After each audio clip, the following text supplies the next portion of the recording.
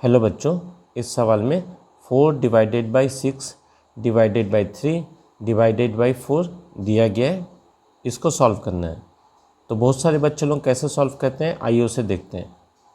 तो सबसे पहले सवाल लिख लेंगे 4 divided by 6 divided by 3 divided by 4। अब सबसे पहले स्टेप में वो इसको 4/6 ऐसे लिखेगा, फिर यहाँ पर डिवाइड का साइन देगा और इसको भी 3/4 वो कर देगा। उसके बाद में इसको सॉल्व करने के लिए 4/6 को वो ऐसे ही लिखेगा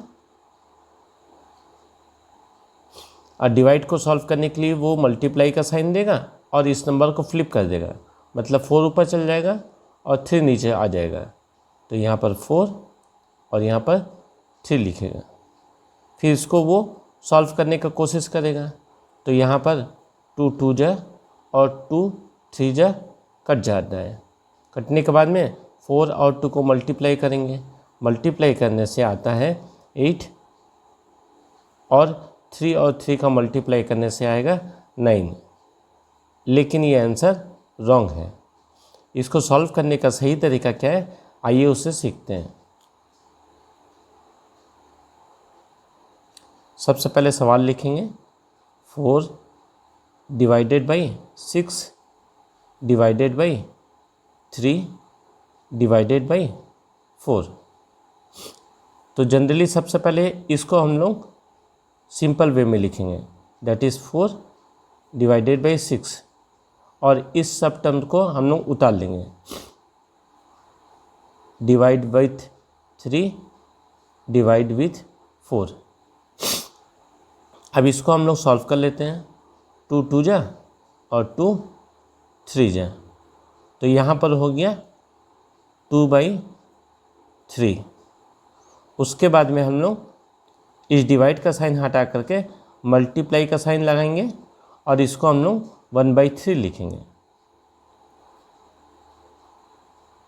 और इसको हम लोग ऐसे ही लिख लेते हैं।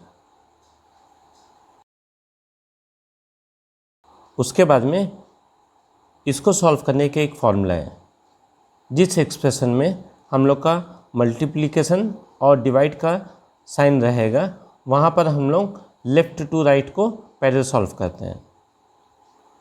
तो लेफ़्ट टू राइट को सॉल्व करने से 2 × 1 ये 2 होगा, उसको लिखेंगे, और 3 × 3 ये 9 होगा, उसको लिखेंगे।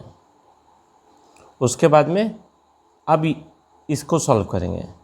तो इसको सॉल्व करने से डिवाइड को हटा देंगे और यहाँ पर मल्टीप्लिकेशन का साइन देंगे और यहाँ पर 1/4 लिखेंगे। फिर इसको सॉल्व करेंगे। तो 2 1 जा 2 और 2 2 जा 4। यहाँ पर 1 × 1 का मल्टीप्लाई होगा, ये हो जाएगा 1, और 9 × 2 का मल्टीप्लाई होगा, ये होगा 18। ये होगा इसका राइट आंसर।